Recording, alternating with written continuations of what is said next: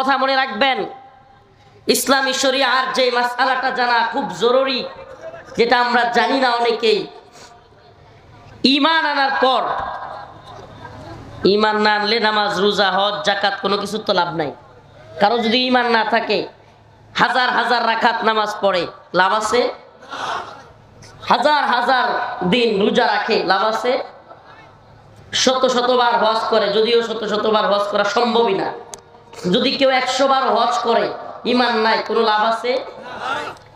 তো ঈমানদার হওয়ার পরেই আমলগুলোর ফায়দা, আমলগুলোর কার্যকারিতা, ঠিক কি ঠিক না?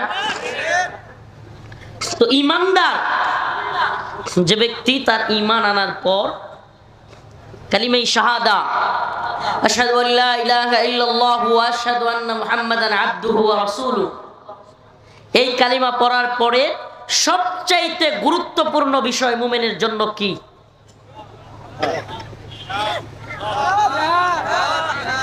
কি? মুসলমানদের ভূখণ্ড রক্ষা করা।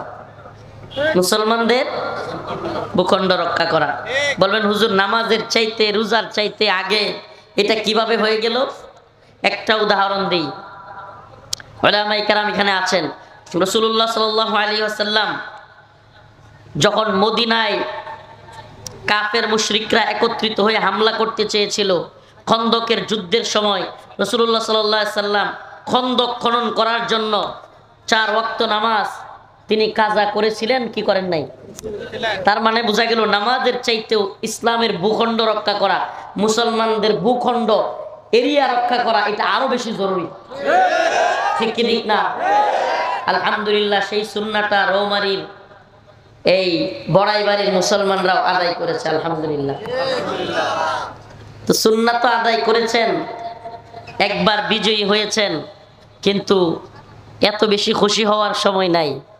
পরিস্থিতি দাপে দাপে যেই অবনতি হচ্ছে, পরিস্থিতি আস্তে আস্তে যেই ভয়াবহতার দিকে যাচ্ছে, আর উম্মতে মুসলিমার যুবক সমাজ, যুবকেরা যেইভাবে বেখেয়াল হচ্ছে, ফেসবুক লাইকি, টিকটক, নেশা, মাদক, মেয়ের পিছনে ছুটাছুটি, এগুলো করে করে মুসলিম উম্মার যুবকেরা যেইভাবে অধপতনের দিকে যাচ্ছে, বেখেয়ালের দিকে যাচ্ছে, আর ওইদিকে আমাদের মুসলিম উম্মার যুবকদেরকে গাজওয়াতুল হিন্দ বললে কি এটাই বুঝে না, জানেই না। অথচ ওইদিকে ভারতীয় হকার সাংবাদিক ময়ূক রঞ্জন, সেও গাজওয়াতুল হিন্দ কি সেটা জানে। আজকে আপনাদের মাহফিলে আসতে আসতে ওই আর তাদের দেশের যে টিভি চ্যানেল এবং একজন সাংবাদিক, এটা হকার সাংবাদিক, হুদায় দৌড়াদৌড়ি করে। এই সাংবাদিক অযথায় দৌড়াদৌড়ি করলেও, বকবক করলেও, আজকে দেখলাম একটা গুরুত্বপূর্ণ রিপোর্ট করছে। কি সেটা? গাজওয়াতুল হিন্দ নিয়া। এবং এদের মনের মধ্যে ভয় ঢুকে গেছে। সুবহানাল্লাহ, সুবহানাল্লাহ কন্যা, মনের মধ্যে ভয় ঢুকে গেছে। আপনি সারা দিন নফল নামাজ পড়লে হিন্দুত্ববাদীদের কোনো ভয় নাই, আপনি সারা বছর রোজা রাখলেও হিন্দুত্ববাদীদের ভয় নাই, কিন্তু আপনি যদি গাজওয়াতুল হিন্দের পক্ষে, জিহাদের পক্ষে কথা বলেন, তাইলে ভয় শুরু হয়ে যায়। মুসলমান ইমানদার প্রিয় ভাইরা, রৌমারীর মুসলমান, কুড়িগ্রামের, আমাকে বলেন, ইসলাম কি পরাজিত নতজানু হওয়ার জন্য এই পৃথিবীতে আসছে, নাকি বিজয়ী অবস্থান তৈরি করবার জন্য পৃথিবীতে আসছে? আল্লাহ পাকের কাছে একমাত্র, শুধুমাত্র গ্রহণযোগ্য ধর্মের নাম হলো ইসলাম। একমাত্র, শুধুমাত্র গ্রহণযোগ্য ধর্মের নাম, মনোনীত ধর্মের নাম, এটা আমার কিংবা কোনো আলেমের মুখের কথা নয়, স্বয়ং আল্লাহ রাব্বুল আলামিন বলেছেন, ইন্নাদ-দীনা ইনদাল্লাহিল ইসলাম। আল্লাহ রাব্বুল আলামিন বলেন, আমার কাছে একমাত্র গ্রহণযোগ্য মনোনীত ধর্ম হলো ইসলাম। ওয়া মান ইয়াবতাগি গায়রাল ইসলামি দীনা ফালাই ইউকবালা মিনহু। ইসলাম ব্যতীত অন্য যে কোনো ধর্ম নিয়ে আসলে ওই ধর্ম আমার কাছে পরিত্যাজ্য, অগ্রহণযোগ্য, আমি এটা গ্রহণ করব না। সুবহানাল্লাহ, কি করব না? এখন যারা কিনা ধর্ম নিরপেক্ষতাবাদী আছে, সেকুলার দাবি করে, এদেরকে বলতে চাই, যেখানে আল্লাহ বলতেছে আল্লাহর কাছে ইসলাম ব্যতীত কোনো ধর্ম কি না, গ্রহণযোগ্য না, তাহলে আপনি আগ বাড়ায়া আপনি মাতবরি কইরা সব ধর্মের সমান অধিকার, নাউজুবিল্লাহ, ধর্ম যার যার উৎসব সবার, এগুলো বলবার আপনি কে? আপনি কে? আল্লাহ নিজে বলতেছেন ইসলাম ব্যতীত অন্য কোন ধর্ম নিয়ে আমার কাছে আসলে এটার কোনো মূল্যই নেই। ইসলাম এমন এক জীবন ব্যবস্থা, দুলনা থেকে কবর পর্যন্ত একটা মানুষের সামাজিক জীবন, পারিবারিক জীবন, ব্যক্তিগত জীবন, সারা জীবনের দুলনা থেকে কবর পর্যন্ত সব কিছু দেয়া আছে। এমন এক জীবন ব্যবস্থার নাম ইসলাম। কমপ্লিট কোড অফ লাইফ, পূর্ণাঙ্গ জীবন ব্যবস্থার নাম ইসলাম। ইসলামে শুধুমাত্র নামাজ পড়ার কথা বলা হয় নাই, শুধুমাত্র রোজা রাখবার কথা বলা হয় নাই, শুধুমাত্র হজ করবার কথা বলা হয় নাই, শুধুমাত্র যাকাত দেওয়ার কথা বলা হয় নাই। ইসলামের প্রয়োজনে, দ্বীনের প্রয়োজনে শাহাদাতের কথা বলা হয়েছে, দ্বীনের প্রয়োজনে ইআদাদের কথা বলা হয়েছে, দ্বীনের প্রয়োজনে আইদ্দু লাহুম মাসতাতাতুম মিন কুওয়া ওয়া মিন রিবাতিল খাইল তুরহিবুনা বিহি আদুওয়াল্লাহ ওয়া আদুওয়াকুম, শত্রুদের বিরুদ্ধে শক্তি অর্জন করবার কথা বলা হয়েছে। দ্বীনের প্রয়োজনে নিক্ষেপ করা, দ্বীনের প্রয়োজনে অস্ত্র চালনা করা শিখার কথাও ইসলামে বলা হয়েছে। নাকি ইসলাম শুধুমাত্র নামাজের কথা বলেছে? ইসলাম বিজয়ী হবে কিভাবে? আইদ্দু লাহুম মাসতাতাতুম মিন কুওয়া, আল্লাহ পাক বলেছেন শক্তি অর্জন করো, কুওয়াত অর্জন করো। আমির রিবাতিল খাইল তুরহিবুনা বিহি আদুওয়াল্লাহি ওয়া আদুওয়াকুম, নিক্ষেপ করা শিখো, এর মাধ্যমে তুরহিবুনা বিহি আদুওয়াল্লাহ ওয়া আদুওয়াকুম, তোমাদের শত্রু এবং আল্লাহর শত্রু যারা, তাদের অন্তরের ভিতরে কম্পন সৃষ্টি হবে। সুবহানাল্লাহ কন্যা। কম্পন যে সৃষ্টি হয়েছে এটার একটা আলামত বলবো। হ্যাঁ, আপনারা দেখেছেন এই কিছুদিন আগে চট্টগ্রামে চিন্ময় দাস, যদিও তারা বলে চিন্ময় প্রভু,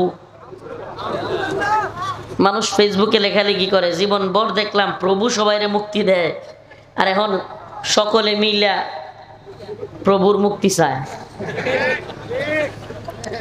এই চিন্ময় দাস, তাকে যখন গ্রেফতার করলো বাংলাদেশ সরকার, ইসকনের দালালেরা, এই হিন্দুত্ববাদীরা, এই ইসকন চট্টগ্রামের আদালত চত্বরে হাজার হাজার ইসকনের সদস্যরা চিন্ময় দাসের যে প্রিজন ভ্যান, যেটার মধ্যে করে তাকে পুলিশ নিয়ে যাচ্ছে, সেটাকে আটকে দিয়েছিল। আপনারা দেখছেন? দেখছিলেন? কথা বলিয়েন সাথে, দেখছিলেন? হাজার হাজার ইসকনের সদস্য আটকায় দিছে। হাই রে, কি শক্তি তাদের, কি পাওয়া! চিন্ময় দাসকে নিয়ে যাবে আদালতে। আমাদের এক ভাই সাইফুল ইসলাম আলিফ, আমি তো বলি আলিফ দিয়ে শুরু, আলিফ দিয়ে কি মাত্র শুরু হয়েছে। মুসলমানের একজনকে তোরা শহীদ করেছিস, সুবহানাল্লাহ। বাংলাদেশের ইতিহাসে আমার জীবনে কিংবা মুরব্বীদের জীবনেও বলতে পারবে না ভারতের বিরুদ্ধে পুরো জাতি এভাবে কখনো ঐক্যবদ্ধ হয়েছে। আলিফ দিয়ে তো শুরু, এক আলিফের কারণেই গোটা জাতি আজকে ভারতের বিরুদ্ধে ঐক্যবদ্ধ। আলহামদুলিল্লাহ। শুধু ঐক্যবদ্ধ না, 10-12 দিনের মধ্যেই কি অবস্থা তোরা করেছিলি! হাই রে, মনে হয়েছিল এটা মনে হয় বাংলাদেশই না, এটা মনে হয় দাদাদের দেশ ইন্ডিয়া। যেইভাবে হিন্দুরা চিন্ময়কে ঘেরাও করতেছে, চিন্ময়ের প্রিজন ভ্যান নিতে দিবে না। এরপরে আদালতে আমাদের ভাই সাইফুল ইসলাম আলিফ কেন চিন্ময়ের জামিনের বিরোধিতা করলো, সেজন্য তাকে দিনে দুপুরে কুপিয়ে হত্যা করে ফেলতেছে। বাবারে বাবা, মনে হইতেছিল না এটা দাদাদের দেশ। ইসকনের মিছিল কি একটা পর্যায়ে চলে গিয়েছিল। এক রাতের সেনাবাহিনীর পিডানি, এক রাতের, কয় রাতে? গোপালগঞ্জেতে সূর্যই উঠেছে, বাকিটা বলবেন না, বাকিটা বলিয়েন না। তো চট্টগ্রামেও যখন সূর্য উঠেছে, পিছন লাল করা আস্তে আস্তে, তো পরের দিন থেকে হাই সুবহানাল্লাহ, ঘটনা কি? এখন নিউজ হচ্ছে চিন্ময় দাসের কোনো উকিল পাওয়া যাচ্ছে না। হাই সুবহানাল্লাহ। তার মানে এদের যে এই যে গরম, এই যে কামান বিমান হুঙ্কার জঙ্কার এগুলো হলো বেলুনের মতো। কিসের মতো? আপনি যদি একটা সুই নিয়ে খালি দাঁড়ায় যেতে পারেন, সুবহানাল্লাহ, এদের সব বেলুন ফুটা হয়ে যাবে। ভারতীয় বাহিনীর এত পাওয়ার, শত পাওয়ার, শত শত বিএসএফ ঢুইকা আমাদের 8-9 জন জওয়ানের কাছে গুহারা আছে। ঠিক কি ঠিক না? আমাদের পাবলিক রৌমারির এই বড়াইবাড়ির পাবলিক জুতা দিয়া, ঝাড়ু দিয়া, কোনটা দিয়া পিঠাইয়া সাইজ করে দিছে। সুবহানাল্লাহ কন্যা। তার মানে মুসলমান খেপে গেলে, মুসলমান ও ইমানদার, আমার রাসূল বলেছেন আমার উম্মতে মুসলিমার 12,000 যদি মর্দে মুজাহিদ থাকে, কয় হাজার? 12 কোটির দরকার নাই, 12 লক্ষের দরকার নাই, 12,000 যদি আমার উম্মতে মুসলিমার মর্দে মুজাহিদ দাঁড়ায়া যায়, রাসূলুল্লাহ সাল্লাল্লাহু আলাইহি সাল্লাম বলেছেন পৃথিবীর কোন সুপার পাওয়ার নাই ওই 12,000 মর্দে মুজাহিদকে পরাজিত করে। সুবহানাল্লাহ বলেন না? আমরা এটাই দেখতেছি। রাসূলের সেই ভবিষ্যদ্বাণী, রাসূলুল্লাহ সাল্লাল্লাহু আলাইহি সাল্লাম এমন এক পয়গম্বর, মুহাম্মদ আরবির 2 ঠোঁটের মাঝখান দিয়া জীবনে কোনোদিন মিথ্যা বলেন নাই। সুবহানাল্লাহ বলছেন। এটা শুধু মুসলমানরা স্বীকার করে এমন না, মক্কার কাফের মুশরিকরা পর্যন্ত জীবনে কোনোদিন রাসূলকে মিথ্যাবাদী বলেন। জাদুকর বলছে, পাগল বলছে, অনেক কিছু বলছে, কিন্তু কোনোদিন গণক বলছে, কিন্তু কোনোদিন রাসূলুল্লাহ সাল্লাল্লাহু আলাইহি সাল্লামকে মিথ্যাবাদী বলেন নাই। রাসূলুল্লাহ সাল্লাল্লাহু আলাইহি সাল্লাম পাহাড়ে উঠে বলেছেন, হে আরববাসী, আমি যদি এখন বলি এই পাহাড়ের ওপাশ থেকে শত্রুরা তোমাদেরকে আক্রমণ করবার জন্য আসতেছে, তোমরা কি বিশ্বাস করবে? কাফের মুশরিক সহ সবাই বলেছিল, হ্যাঁ মুহাম্মদ তুমি হলে আল আমিন, তুমি বিশ্বস্ত, আমরা তোমাকে বিশ্বাস করি। সুবহানাল্লাহ। সেই মুহাম্মদ আরবি সাল্লাল্লাহু আলাইহি সাল্লাম বলেছেন আমার উম্মতের বাহিনী যদি 12,000 হয়, সুবহানাল্লাহ, কয় হাজার? আলামত আমরা দেখতে পাই বদরে 313 জন, কয়জন? পুরো হাজারো বাহিনীকে অস্ত্র শস্ত্রে সজ্জিত মুসলমানদের 313 জন সাইজ করে দিছে কি দেয় নাই? আলামত আমরা দেখতে পাই।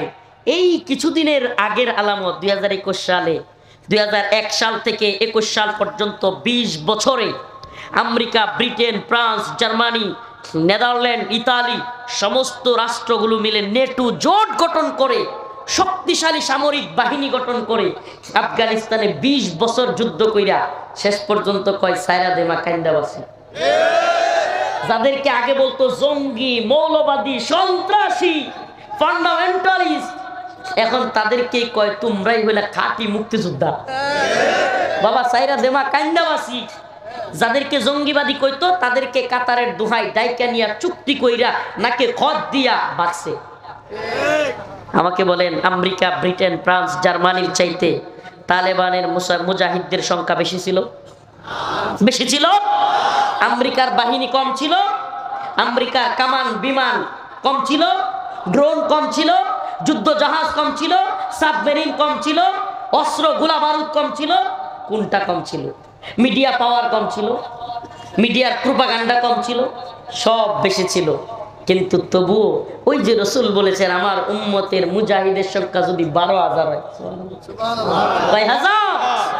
12,000 হয়, পৃথিবীর কোনো শক্তি নাই আমার উম্মতে মুসলিমাকে হারায়। এবার দেখেন সিরিয়ার অবস্থা, বাশার আল আসাদ, ইরান, শিয়ারা, বাশার আল আসাদ, তারপরে রাশিয়া, সমস্ত শক্তি একত্রিত হইয়াও 12 দিনের যুদ্ধে উম্মতে মুসলিমার মুজাহিদদের সামনে টিকে নাই। আবু মুহাম্মদ আল জাওলানি হাফিজাহুল্লাহ দেখায়া দিছেন মুসলিম উম্মার মুজাহিদরা গর্জে উঠলে বাশার আল আসাদ, হাফিজ আল আসাদের 54 বছরের ক্ষমতা দুলিশাত হইতে 12 দিনও লাগে না। সুবহানাল্লাহ বলেন না? এর মানে কি? আপনারা কি ভয় পান? ভয় পান? হে উম্মতে মুসলিমার মুজাহিদরা, হে উম্মতে মুসলিমার যুবকেরা, আমরা ভয় করি কাকে? ভারতকে আমরা ভয় করি? ভারতীয় বাহিনীকে আমরা ভয় করি? আমরা গজওয়াতুল হিন্দের সৈনিক হতে প্রস্তুত আছি তো ইনশাআল্লাহ? আল্লাহ পাক বলেছেন কুতিবা আলাইকুমুল কিতাল ওয়া হুয়া কুরহুল লাকুম। এটা আমার মুখের কথা নয়, স্বয়ং রব্বুল আলামিন বলেন তোমাদের উপর যুদ্ধকে ফরজ করা হয়েছে। শায়েখগিরি, পীরগিরি আর ইসলামের কোরআনের অপব্যাখ্যাকারী, এই অপব্যাখ্যা চলবে না। নফসের জিহাদ, এই জিহাদ, সেই জিহাদ বলে আল্লাহ পাক দ্বীনের পথে জীবন দেওয়ার যে জিহাদের কথা বলেছেন সেটাকে অস্বীকার করা চলবে না। আল্লাহ পাক সরাসরি বলেছেন কুতিবা আলাইকুমুল কিতাল, কিতাল জিহাদ শব্দ ইউজই করেন নাই, ব্যবহার করেন নাই। কেন? কারণ আল্লাহ পাক জানতেন শেষ জামানায় কিছু মুনাফিক তৈরি হবে যারা জিহাদের অপব্যাখ্যা করবে। জিহাদের কি করবে? আল্লাহ পাক বলেছেন কুতিবা আলাইকুমুল কিতাল হুয়া কুরহুল লাকুম। আমাকে বলেন আল্লাহ পাক বলেছেন তোমাদের উপর যুদ্ধকে ইসলামের জন্য, দ্বীনের জন্য প্রয়োজন হলে যুদ্ধকে কি করা হয়েছে? ফরজ করা হয়েছে। হুয়া কুরহুল লাকুম, যদিও তোমরা তা অপছন্দ করো। আচ্ছা আমারে বলেন, আয়াতটা যখন কোরআনে নাজিল হইল, কোরআনে পাকে যখন এই আয়াতে কারিমা নাজিল হইল, কোরআনে পাকে যখন কুতিবা আলাইকুমুল কিতাল এটা নাজিল হলো, তখন কার কাছে নাজিল হয়েছিল? রাসূলুল্লাহ সাল্লাল্লাহু আলাইহি সাল্লামের কাছে। উনি কি জিহাদ পছন্দ করতেন? কিতাল পছন্দ করতেন? সাহাবাই কেরাম তখন রাসূলের সাথী কারা ছিলেন? আমাকে বলেন, কোরআনে কারিমে আল্লাহ বলছেন কুতিবা আলাইকুমুল কিতাল হুয়া কুরহুল লাকুম, যদিও তোমাদের উপর জিহাদ ফরজ করা হয়েছে, কিতাল যুদ্ধকে ফরজ করা হয়েছে, কিন্তু তোমরা অপছন্দ করো। আমাকে বলেন সাহাবাই কেরাম জিহাদ অপছন্দ করতো? একটা ছোট্ট ঘটনা বলবো। সাহাবাই কেরাম যুদ্ধকে কত ভালোবাসতো, দ্বীনের জন্য শহীদ হওয়াকে কত ভালোবাসতো, এটা একটা ছোট্ট ঘটনা দিয়ে বুঝাই দেই। আল্লাহ রাসূল সাল্লাল্লাহু আলাইহি ওয়াসাল্লাম মসজিদে নববীর পাশ দিয়া যাইতেন আর দেখতেন কালো করে একজন সব সময় ধুলাবালির মধ্যে পড়ে থাকতেন, ভালো মতো জামা কাপড় নাই, সুন্দর চেহারা নাই, কোনো কিছু নাই, কিন্তু পড়ে থাকতেন। রাসূলুল্লাহ সাল্লাল্লাহু আলাইহি সাল্লাম তার পাশ দিয়ে যাওয়ার সময় বলতেন, জুলাইবি তুমি কি বিয়েটা করবে না? আল্লাহ রাসূলের সেই সাহাবীর নাম কি? হযরত জুলাইবিবের ইতিহাস আজকেও বলে না, হযরত জুলাইবিবের নামে কেউ নাম রাখে না। অথচ আমার কাছে কেউ আসলে ছেলের নাম রাখার জন্য, ছেলে হইলে আমি বলি ছেলেটার নাম রাখেন জুলাইবিব। কেন জুলাইবিব? আজকে আপনারা একটু হযরত জুলাইবিবের ইতিহাস একটু পড়েন, হযরত জুলাইবিব রাদিয়াল্লাহু আনহুর ঘটনাটা একটু জেনে যান। ও উম্মতে মুসলিমার যুবকেরা, তাহলে হযরত জুলাইবিবের মতো হওয়ার তামান্না জাগবে, আশা জাগবে। হযরত জুলাইবিব এমন এক সাহাবী ছিলেন যার চেহারাটা ছিল কালো, সবসময় ধুলি মিশ্রিত থাকতো, ভালো জামা কাপড় ছিল না, বাবার টাকা পয়সা ছিল না, বংশীয় মর্যাদায় বিশাল কিছু ছিলেন না। মসজিদে নববীর সামনে পড়ে থাকতেন ধুলাবালি মিশ্রিত শরীর নিয়ে। রাসূলুল্লাহ সাল্লাল্লাহু আলাইহি সাল্লাম বলতেন, জুলাইবিব বিয়েটা কি করবে না? হযরত জুলাইবিব বলতেন, ইয়া রাসূলুল্লাহ আমার মতো লোকের কেডা বিয়া করব? আমার মতো লোকের। এ যুবক, ঘটনাটা খুব মনোযোগ দিয়ে শুনবেন। এই ঘটনার সাথে ইসলামিক যুবকদের, মর্দে মুজাহিদদের অনেক সম্পর্ক রয়েছে। দ্বীন ঈমানের পাহারাদারদের, উম্মতে মুসলিমার যুবকদের এই ঘটনা থেকে শিক্ষা নেওয়ার অনেক কিছু রয়েছে। ও উম্মতে মুসলিমার যুবকেরা, ফেসবুক, টিকটক লাইকিং কিংবা নারী, মদ, নেশা এগুলো তোমার আইডল হতে পারে না, এগুলো তোমার কাজ হতে পারে না। উম্মতে মুসলিমার যুবকদের অবশ্যই দ্বীন ঈমানের পক্ষে থাকা লাগবে। মুসলমান নিজেরা নিজেরা ইতাআতি ও জাহাতি এই সমস্ত কথা বলে নিজেরা নিজেরা মারামারি করা, এটা তোমার আমার কাজ হতে পারে না। ইন্নামাল মুমিনুনা ইখওয়া, মুমিন মুমিনের ভাই। তুমি কিসের তাবলীগ শিখলা? আরেক মুমিন ভাইয়ের মাথায় তুমি আঘাত করো। আল্লাহর রাসূল বলেছেন একজন মুমিনকে হত্যা করা পুরো জাতিকে হত্যা করার শামিল। আল্লাহর রাসূল বলেছেন একজন মুসলমানের জন্য অপর মুসলমানের জান, মাল, ইজ্জত, সম্মান, রক্ত সবকিছু হারাম করা হয়েছে। কি করা হয়েছে? আল্লাহর রাসূল বলেছেন সবকিছু হারাম। তাইলে তুমি তোমার ভাই মুসলমান, তার মাথায় আঘাত করলা পীরের কথায়, শায়েখের কথায়। কি শুরু করছে এরা? আপনার কি ব্যাগ নেওয়ার সময় কি চলে যাচ্ছিল? প্রিয় ভাইরা আমার, বন্ধুগণ আমার, আল্লাহর রাসূল বলেছেন ইন্নামাল মুমিনুনা ইখওয়া। মুমিন মুমিনের কি? একটু ফোকাস করেন, কি? এটা আল্লাহর কথা। আল্লাহ পাক বলেছেন মুমিন মুমিনের ভাই, মুমিন মুমিনের এক দেহ। ফিলিস্তিনের মুসলমান, সিরিয়ার মুসলমান মার খাইলেও আপনার অন্তরে ব্যথা লাগতে হবে, কারণ রাসূল বলেছেন আল মুমিন কাজাসাদিন ওয়াহিদ, মুসলমান এক দেহের ন্যায়। আপনি দেখেন না, দেহের ডান হাতে কাইটা গেছে, খাইতে গেছেন, খাইতে গিয়া জাল লাগছে, দেখবেন খাইতে গিয়া জাল লাগলে বাম হাতটা এমনি নড়ে, ঠিক কি ঠিক না? খাইতেছেন কোন হাতে? ব্যথা লাগছে ডান হাতে, জলেও ডান হাত, কিন্তু নড়ে কোন হাত? কেন নড়ে? কারণ এক দেহ, এই ব্যথাটা ওখানেও যায়, ঠিক কি ঠিক না? ফিলিস্তিনে মুসলমান মায়ের খাইলে আপনার অন্তরে ব্যথা লাগতে হবে, সিরিয়ায় মুসলমান মায়ের খাইলে আপনার অন্তরে ব্যথা লাগতে হবে, তাইলে বোঝা যাবে আপনি ইমানদার। না হইলে বুঝবেন আপনার মধ্যে নিফাকি ঢুকে গেছে। মুসলমান মায়ের খায় আক্রান্ত হয়, আপনার অন্তরে কি থাকতে হবে? ব্যথা থাকতে হবে। অমুসলমান ইমানদার, আল্লাহর রাসূল বলেছেন একজন মুসলমানকে হত্যা করা জগৎকে হত্যা করা। আমাকে বলেন, আপনি যে টঙ্গীতে গিয়া আপনার আমির, আপনার পীর, আপনার শায়েখ কিংবা আপনার নেতার কথায় আপনি অন্য মুসলমানের গায়ে আঘাত করলেন, মাথায় আঘাত করলেন, হত্যা করলেন, আপনি এটা কোন দলিল দিয়ে আপনি এটাকে সাজেস্ট করবেন? কোন দলিল দিয়ে আপনার পক্ষে সমর্থন করবেন? আছে কোনো দলিল? আপনি এমন কোন দলিল দেখাতে পারবেন যেই দলিল দিয়ে অন্য মুসলমানকে হত্যা করা যায়? নাউজুবিল্লাহ।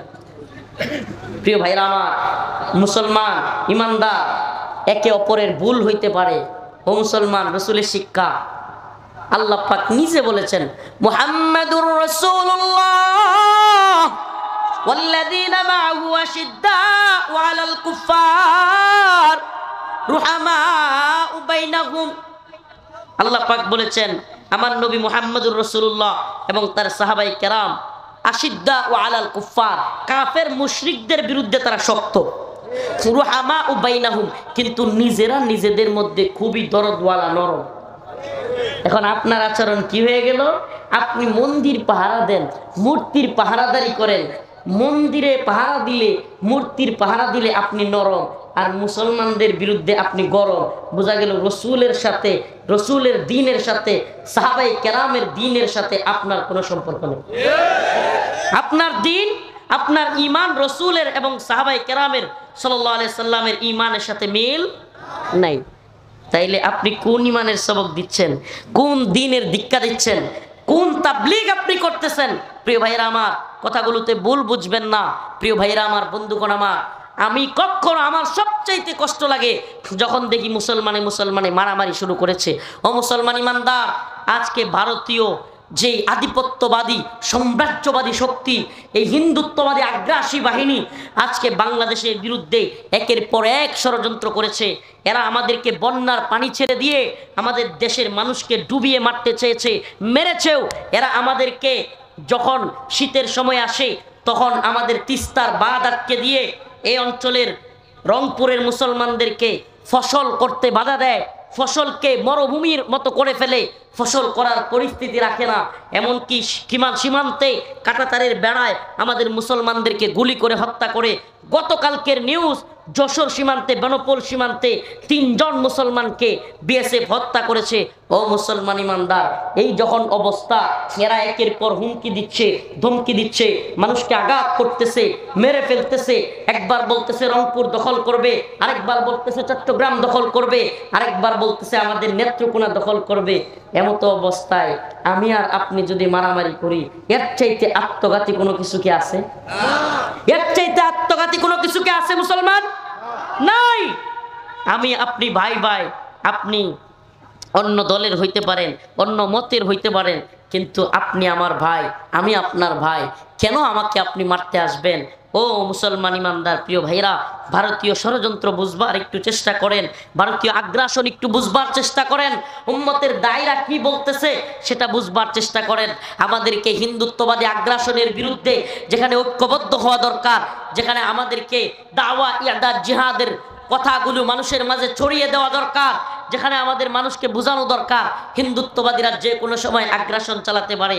আপনারা শুনলে অবাক হবেন, সেই যে আপনাদের এলাকায় কত সালে জানি, এটা 2001 সালে 18 এপ্রিল এই রৌমারী সীমান্তে, 12 গ্রাম না, বড়াইবাড়ি, এই বড়াইবাড়ি সীমান্তে যে হত্যাকাণ্ড হয়েছিল, সেই 2001 সাল থেকে প্ল্যান করে ভারতীয় গোয়েন্দা সংস্থা র কিভাবে তৎকালীন বিডিআরের যারা নেতৃত্বে ছিল, সেনাবাহিনীর যারা নেতৃত্বে ছিল, তাদেরকে কিভাবে মেরে ফেলা যায় সেই নীল নকশা করে 8 বছরের নীল নকশা, সেনাবাহিনীকে হত্যা করা, বিডিআরের তৎকালীন নেতৃত্বস্থানীয় সদস্যদেরকে হত্যা করবার মিশন শেখ হাসিনাকে ক্ষমতায় এনে 2009 সালে বিডিআর বিদ্রোহের নামে, বাতের আন্দোলনের নামে সেনাবাহিনীর সদস্যদেরকে বিডিআরের পরিচয়ে মুখোশ লাগিয়ে ভারতীয় গোয়েন্দা সংস্থা র সরাসরি গুলি করে সেনাবাহিনীর সদস্যদেরকে হত্যা করেছিল।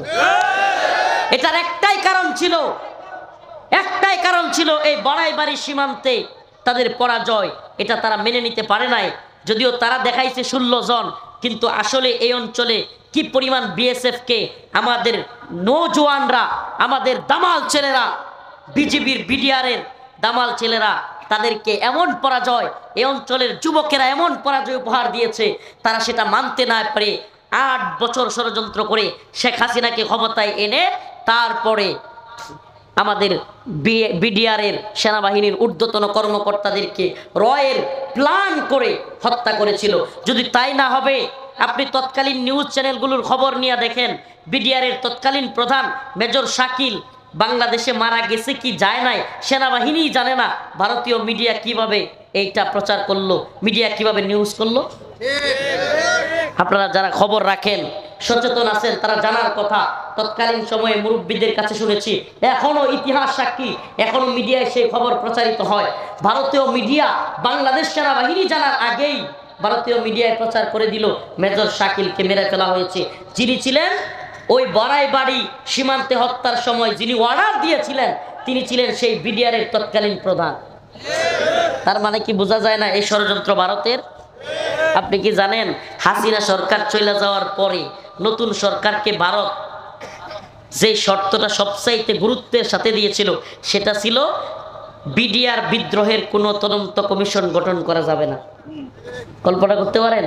তার মানে কি বিদ্রোহের নামে ভারতীয় যে কথাটা আমরা শুনতাম, এখানে রয়ের হাত আছে, এখানে বিডিআর বিদ্রোহের নামে এখানে সেনাবাহিনীর সদস্যদেরকে মেরে বাংলাদেশকে পঙ্গু করার যে প্ল্যান ভারত করেছে, সেটার বাস্তবতা রয়েছে। এখন যখন নতুন সরকার ক্ষমতায় আসলো, এই সরকারের উপদেষ্টাদের মধ্যেও কিছু ভারতীয় দালালকে ঢুকায় দেওয়া হলো। এই ভারতীয় গাদ্দার দালালেরা বাংলাদেশে বসে স্বরাষ্ট্র উপদেষ্টা, আইন উপদেষ্টা ঘোষণা করে দিল বিডিআর বিদ্রোহের কোনো তদন্ত কমিশন গঠন হবে না। আলহামদুলিল্লাহ সুম্মা আলহামদুলিল্লাহ, আমরা যখন গর্জে উঠলাম, ছাত্র ভাইরা যখন গর্জে উঠলো, আমরা সবাই লেখালেখি করতে লাগলাম এবং ঘোষণা দিয়ে দিলাম যে যদি দ্রুততার সাথে বিডিআর বিদ্রোহের নামে সেনা সদস্যদেরকে হত্যার তদন্ত কমিশন গঠন করা না হয়, স্বরাষ্ট্র উপদেষ্টার কার্যালয় এবং আইন উপদেষ্টার কার্যালয় ঘেরাও করা হবে। 11টায় কার্যালয় ঘেরাওয়ের কর্মসূচি দেওয়া হয়েছে। রাতের মধ্যেই বলা হলো 5 দিনের মধ্যে তদন্ত কমিশন গঠন করা হবে। প্রিয় হাজিরিন, প্রিয় উপস্থিতি, এই কথাগুলো আপনাদের বোঝা দরকার। কারণ এই রৌমারীর মুসলমানরাই বাংলাদেশের এই ভয়াবহ ষড়যন্ত্রের একটা অংশ। এই রৌমারীর মুসলমানরা বীরত্ব দেখিয়েছেন। এটা কথা মনে রাখবেন, বীরত্ব দেখানো সহজ, জয় করা সহজ, কিন্তু অর্জন ধরে রাখা কঠিন। অর্জন ধরে রাখা কি কঠিন, সেই অর্জনকে ধরে রাখতে হবে। এজন্য আজকে আমি আলোচ্য বিষয় নিয়েছি কুতিবা আলাইকুমুল কিতাল ওয়া হুয়া কুরহুল লাকুম। আল্লাহ পাক বলেছেন তোমাদের উপর দ্বীনের জন্য যুদ্ধকে ফরজ করা হয়েছে, যদিও তোমরা তা অপছন্দ করো। অপছন্দ কি রাসূল সাল্লাল্লাহু আলাইহি সাল্লাম করতেন? অপছন্দ সাহাবায়ে কেরাম করতেন? তাইলে আল্লাহ পাক কোরআনে ওই সময়ে কাদেরকে উদ্দেশ্য করে বলছিলেন? আমার তো মনে হয় এই জামানায় যে সমস্ত পীর, যেই সমস্ত শায়েখ নামের যে সমস্ত লোকেরা দাওয়া ইরদাদ জিহাদের বিরোধিতা করে, কিতালের বিরোধিতা করে, এই মুনাফিকি চরিত্রের লোকদের জন্যই আল্লাহ পাক 1500 বছর আগে এই আয়াত নাজিল করেছিলেন। আল্লাহ পাক কি বলেছিলেন? কুতিবা আলাইকুমুল কিতাল ওয়া হুয়া কুরহুল লাকুম আসা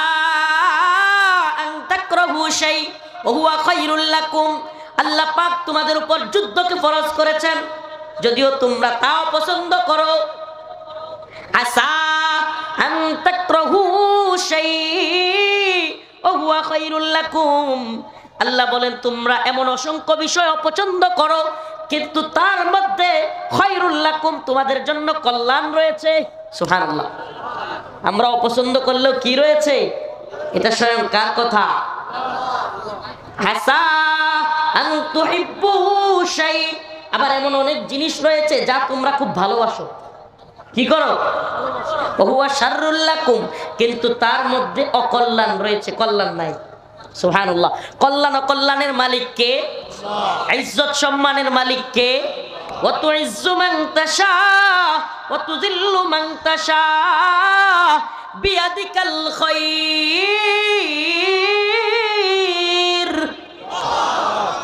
ইন্নাকা আলা কুল্লি শাইইন কাদির। আল্লাহ বলেন ইজ্জতের মালিক আমি, সম্মানের মালিক আমি, কল্যাণের মালিকও আমি। সুবহানাল্লাহ। কল্যাণের মালিক কে? সমস্ত কল্যাণের মালিক কে? তার মানে আল্লাহ বলেছেন জিহাদের মধ্যে কল্যাণ রয়েছে। কি রয়েছে?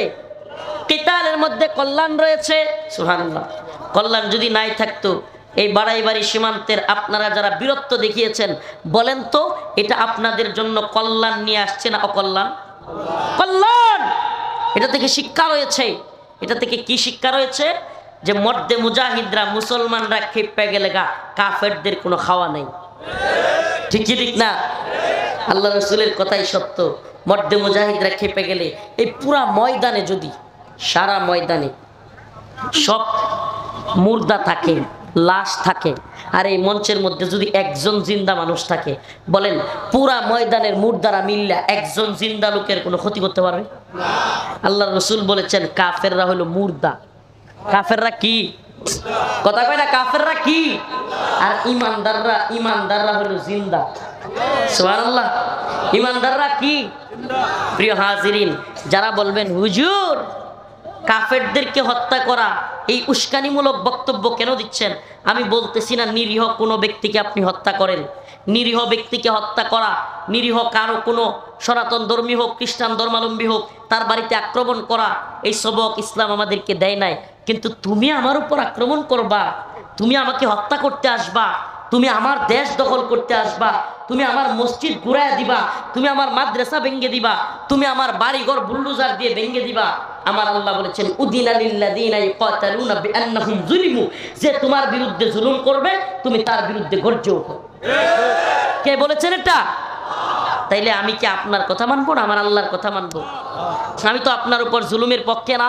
ইসলাম তো আপনার উপর জুলুমের পক্ষে না।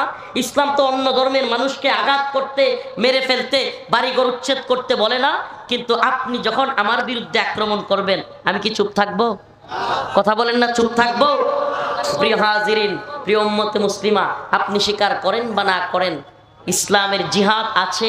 আপনি করেন বা না করেন, আপনি করতে পারেন বা না করেন, আপনার এটা মানতে হবে। আল্লাহ পাক দাওয়া এবং এদার জিহাদের পথ খুলে দিয়েছেন। ও উম্মার যুবকেরা, ও রৌমারীর মুসলমান, রৌমারীর যুবকেরা, তোমাদের কাছ থেকে আজকে আমি কথা নিতে চাই, ওয়াদা নিতে চাই। দ্বীনের পক্ষে 2001 সালে ইসলামের পক্ষে, মাতৃভূমির পক্ষে, এই ভূমি রক্ষার জন্য রৌমারীর মুসলমান যেভাবে তোমরা গর্জে উঠেছিলে, আবারও যদি হিন্দুত্ববাদী ভারত, হিন্দুত্ববাদী ইসকন যদি বাংলাদেশে হামলা করতে চায়, এই বাংলাদেশকে, ভূখণ্ডকে, ঈমানকে রক্ষা করবার জন্য, ভারতীয় আগ্রাসনকে প্রতিহত করবার জন্য, গজওয়াতুল হিন্দে শরীক হওয়ার জন্য তৈরি আছো তো ইনশাআল্লাহ?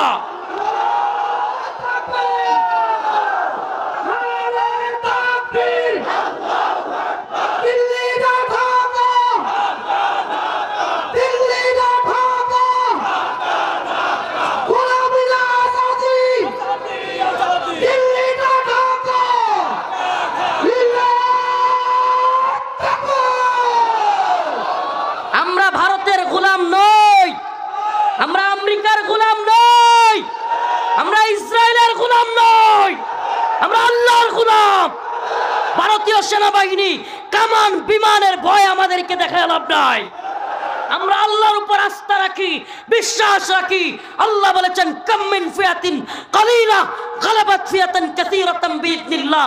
ছোট্ট দল আল্লাহর উপর ভরসা করলে বড় বড় দলের বিরুদ্ধে আল্লাহ বিজয়ী করবেন। আমরা আল্লাহকে ভয় করি। আমরা কাকে ভয় করি? আমরা কাকে ভয় করি? আমরা আল্লাহকে ভয় করি। আমরা ভারতকে ভয় করি। আমাদেরকে উস্কানি দিয়ে লাভ নাই।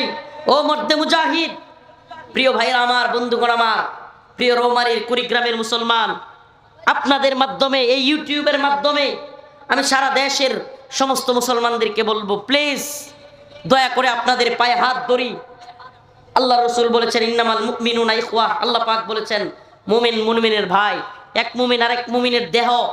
আপনি আমি মারামারি করতে পারি না, আপনাকে আমি মারতে পারি না, আপনিও আমাকে মারতে পারেন না। এই দলাদলি, আমার নেতা যা বলছে তাই সঠিক, আমার দল যা বলছে তাই সঠিক, আমার আমির যা বলছে তাই সঠিক, এই মতগুলো থেকে বের হয়ে আসেন। আসুন আমরা মুসলমান, আমরা ভাই ভাই, আমাদের রব এক, আমাদের নবী এক, আমাদের কোরআন এক, আমাদের সব কিছু এক, আমাদের সুন্নাহ এক, আমাদের পথ এক, সিরাতে মুস্তাকিমের পথ। আসুন দলাদলি, আসাবিয়ত, শায়েখ পূজা, পীর পূজা বাদ দিয়ে আল্লাহ এবং তার রাসূলের জন্য, কোরআনের জন্য ঐক্যবদ্ধ হই। ভারতের বিরুদ্ধে, ভারতীয় আগ্রাসনের বিরুদ্ধে, হিন্দুত্ববাদী শক্তির বিরুদ্ধে আমরা ঐক্যবদ্ধ হওয়ার চেষ্টা করি। প্রিয় ভাইরা আমার, বন্ধুগণ আমার, একটা কথা প্রচলিত আছে, রোম যখন পুড়ে যাচ্ছিল, নিরু তখন বাঁশি বাজাচ্ছিল। আমাদের অবস্থা যেন এমন, সীমান্তের কাঁটাতারে আমাদের ভাইদেরকে বিএসএফ ধরে ধরে মারে, আর আমরা টঙ্গিতে বৈশা বৈশা নিজেরা মাথা ফাটাফাটি করি। কথাটা অনেকটা এমন হলো না যে রোম যখন পুড়ে যায়, নিরু তখন কি বাজায়? বাঁশি বাজায়। তো ওইদিকে সীমান্তের কাঁটাতারে বেড়ার মধ্যে আমাদেরকে মেরে ফেলতেছে। আপনারা আর একটা নিউজ জানেন কিনা? ভারত বন্যায় বাসায় দিয়া, হুমকি দিয়া, ধমকি দিয়া বাংলাদেশ দখল করার কথা বইলা দেখছে যে বাংলাদেশের মুসলমানরা তোয়াক্কা করে না। এখন এরা নতুন কইরা প্রক্সি ওয়ার, নতুন কইরা পার্শ্ব যুদ্ধে জড়ায় যাওয়ার চিন্তা ভাবনা করতেছে। মায়ানমারের বাহিনীদেরকে টাকা দিয়া, পয়সা দিয়া, অস্ত্র দিয়া সহযোগিতা কইরা মায়ানমারের সাথে বাংলাদেশের লাগাইয়া দেওয়ার চেষ্টা করতেছে। নিউজগুলো আপনারা পড়তেছেন কিনা জানি না। ও মুসলমান, সজাগ থাকতে হবে। ভারত যখন দেখছে যে না, মুসলমানরা যেইভাবে ঐক্যবদ্ধ হচ্ছে, আমরা যদি এখনই যুদ্ধ শুরু করি, অলরেডি আমাদের 7 সিস্টারে বিভিন্ন বিদ্রোহী গ্রুপ, ত্রিপুরায়, আসামে, মণিপুরে বিভিন্ন বিদ্রোহী গ্রুপ আমাদের বিরুদ্ধে যুদ্ধে লিপ্ত, কাশ্মীরে যুদ্ধে লিপ্ত, বিভিন্ন সীমান্তে, পাকিস্তান সীমান্তে অবস্থা সিরিয়াস। এত কিছুর মধ্যে বাংলাদেশের সাথে যদি যুদ্ধে লেগে যায়, আশপাশ থেকে অন্যান্য বাহিনী যদি আমাদেরকে ধরে, ভারত, তাদের বুদ্ধিজীবীরা বলতেছে ভারত ভাইঙ্গা টুকরা টুকরা হয়ে যাবে। এখন যখন বুঝে ফেলছে যে ভারত তো ভাইঙ্গা টুকরা টুকরা হয়ে যাবে, তাইলে বাংলাদেশকে তো সাইজও করতে হবে। এখন কি করলো? সমস্ত নির্লজ্জতার মাথা খায়া মোদি নিজে তার টুইটারে পোস্ট করে বসলো ৭১ নাকি বাংলাদেশকে তারা, ভারতের, পাকিস্তানের বিরুদ্ধে তারা বিজয়ী হয়েছে। বাংলাদেশ যে মুক্তিযুদ্ধ করেছে, স্বাধীন হয়েছে, এটা নয়, বরং ভারতের সাথে পাকিস্তান যুদ্ধ হয়েছে এবং ভারত নাকি বিজয়ী হয়েছে। তাইলে আমাকে বলেন, এটা কেমন স্বাধীনতা ছিল? কেমন স্বাধীনতা ছিল এটা? যেখানে খুদ মোদি বলল, শুধু মোদি না, মোদির আগের যে সরকার ছিল ৭১ তৎকালীন ইন্দিরা গান্ধী, সে সংসদে দাঁড়িয়ে, ভারতের সংসদে বলেছিল 1000 সাল কা বদলা লে লিয়া। আমাকে বলেন, মুসলমান পাকিস্তান, বাংলাদেশ, পূর্ব পাকিস্তান, পশ্চিম পাকিস্তান, মুসলমানে মারামারি যুদ্ধ হইল, ভারত কয় আমরা বিজয়ী। তাইলে এটা কেমন স্বাধীনতা? এটা কেমন স্বাধীনতা? আমি তো বলি, এই ভূখণ্ডের মুসলিমদের একমাত্র স্বাধীনতা হবে ভারতের বিরুদ্ধে বিজয়। এটা একমাত্র স্বাধীনতা। আমি তো বলি, বড়াই বাড়ির মুসলমান এরা হইল স্বাধীন। এরা দেখাই দিছে ভারতে আধিপত্য আমরা মানি না। ঠিক কি ঠিক না? ওই গ্রামের কেউ আসেননি? আসি রে ভাই, আসি, আলহামদুলিল্লাহ, বসেন। মুক্তিযোদ্ধা, মাশাআল্লাহ, আল্লাহ কবুল করুক, বলেন আমিন। আপনাদেরকে আবারও দেখতে চাই। এই যে আমাদের বয়ানে একটু তাকায় দেখেন, 80% দেখবেন যুবক।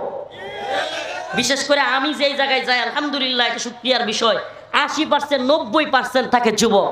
ও মর্দে মুজাহিদ, ও জওয়ানেরা, তোমাদেরকে নিয়ে আমরা স্বপ্ন দেখি, তোমাদেরকে নিয়ে আমরা আশা দেখি।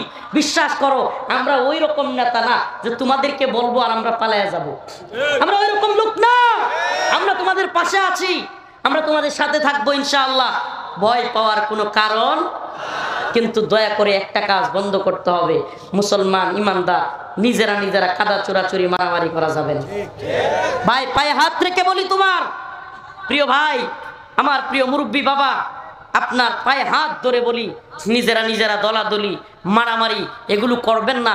ভারতীয় আগ্রাসনের ব্যাপারে সজাগ থাকেন। ও ভাই, সুর আগামীকালকে রাত্রে আপনার বাড়িতে চুরি করবে, এটা যদি খালি আপনি জানেন তাইলেই আপনি সফল। তাহলে আপনি কি, এটা ঘটনা বলতে চাইছিলাম মর্দে মুজাহিদদের জন্য গুরুত্বপূর্ণ।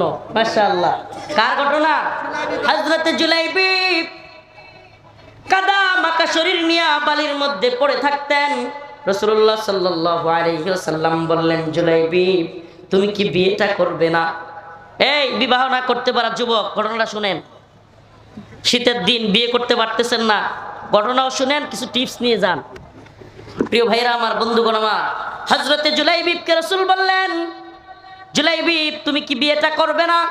জুলাইবিব মুস্কি হেসে বললেন, ইয়া রাসূলুল্লাহ আমার মতো এরকম কালো, টাকা পয়সা নাই, ধুলাবালি মিশ্রিত, বাবার বংশীয় মর্যাদা নাই, এমন ছেলেকে কে বিয়ে করবে? দ্বিতীয় দিন রাসূল সাল্লাল্লাহু আলাইহি ওয়াসাল্লাম আবার বললেন। জুলাইবিব রাদিয়াল্লাহু আনহু এভাবেই পড়ে থাকতেন ধুলাবালির সাথে, খুব কাপড় চোপড় নোংরা থাকতো, শরীরটাও কালো ছিল। আবার রাসূল বললেন, জুলাইবিব বিয়েটা কি করবে না?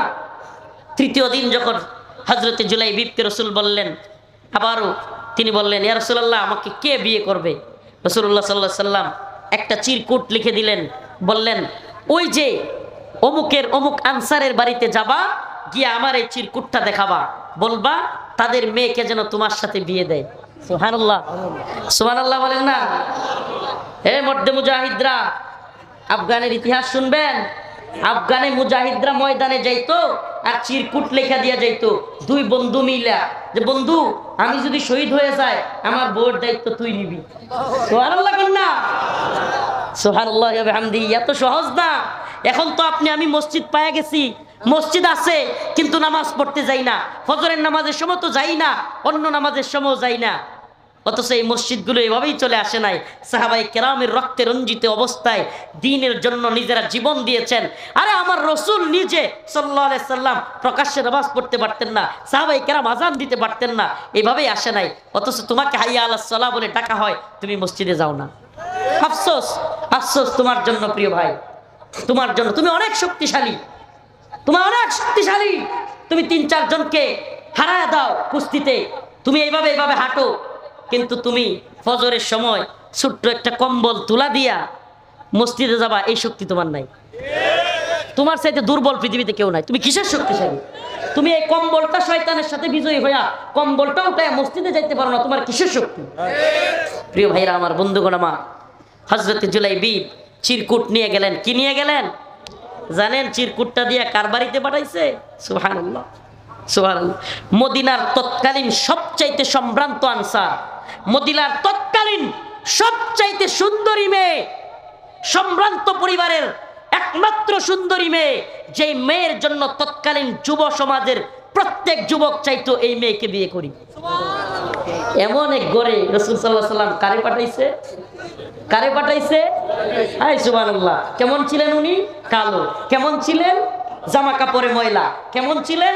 বাবার সম্পদ নাই। কেমন ছিলেন? বংশীয় মর্যাদা নাই, কিচ্ছু নাই। এমন একটা লোকেরে রাসূল সাল্লাল্লাহু আলাইহি ওয়াসাল্লাম পাঠাইছেন কার বাড়িতে? বিয়ের প্রস্তাব দিয়া আরবের সম্ভ্রান্ত ধনী গণ্যমান্য ব্যক্তি, যার মেয়ে তৎকালীন আরবের সবচাইতে সুন্দরী, যাকে বিয়ে করার জন্য বড় বড় পরিবারের বড় বড় রাজা বাদশাদের ছেলেরা লাইন লেগে থাকতো। এবার এই চিরকুট দেইখা ওই মেয়ের বাবা মা, মানুষ যেমন হঠাৎ করে কাউরে দেখলে এমনি তাকায় না, হযরত জুলাইবিবকে তারা এইভাবে দেখতে লাগলো। হ্যাঁ, আমি কোনো বানোয়াট গল্প বলতেছি না, বানোয়াট কোনো কিচ্ছা কাহিনী বলতেছি না, আল্লাহ রাসূল সাল্লাল্লাহু আলাইহি ওয়াসাল্লামের হাদিস থেকে রাসূলের এক সাহাবীর ইতিহাস বলতেছি। হযরত জুলাইবিবকে এইভাবে দেখে তারা বলল, তোমাকে পাঠাইছে আমাদের মেয়েকে বিয়ে করতে? তাদের মনের মধ্যে ধাক্কা লাগলো, তারা কল্পনাও করতে পারে না এমন একটা ছেলের কাছে তাদের মেয়েকে বিয়ে দিবে। দুইজনই যখন দ্বিধার সংশয়ের মধ্যে, হঠাৎ করে ঘর থেকে আওয়াজ আসলো, এ মা, কাকে রাসূল পাঠাইছে আমি সেটা দেখতে চাই না, কিন্তু আমার রাসূল কি পাঠাইছে কিনা এটা যাচাই করো। যদি আমার রাসূল পাঠায় থাকে, কাকে পাঠাইছে আমি জানতে চাই না, আমি বিয়ে বসতে রাজি। সুবহানাল্লাহ কন্যা। রাসূলের প্রতি ভালোবাসা দেখছেন নি? আছে এই জামানার মেয়েরা? আছে কেউ? রসুলের প্রতি তাদের ভালোবাসা কি পরিমাণ ছিল। এবার আসেন তার মা কি বলে। তার মা বলে, মা আমার মেয়ে, তুমি কি বের হয়ে একটু দেখবা? তুমি আগে দেখা নাও, তুমি কি বলতেছো। বাবা বলল, মেয়ে তুই কি বলতেছিস, বুঝে শুনে বলতেছিস? কাকে পাঠাইছে আগে একটু দেখ। মেয়েটা আবার জবাব দিল, আমি বলছি রসুল পাঠাইছে কিনা, আমার মুহাম্মদ আরবি সাল্লাল্লাহু আলাইহি সাল্লাম যদি পাঠাইয়া থাকে, আমি কাকে পাঠাইছে দেখবো না, আমি বিয়েতে রাজি। সুবহানাল্লাহ। বিয়ে হয়ে গেছে। হযরতে জুলাইবি বিয়ে করে ফেললেন, বাজার করলেন, নতুন বিবাহ হলো। হঠাৎ করে মাইকের মধ্যে আওয়াজ আসলো, হাইয়া আলাল জিহাদ।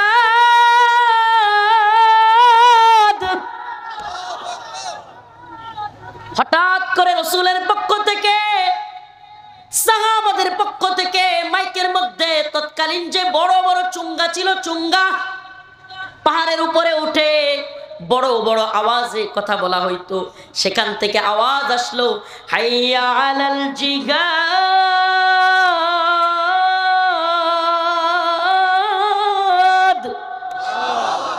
হাইয়া আলাল জিহাদ।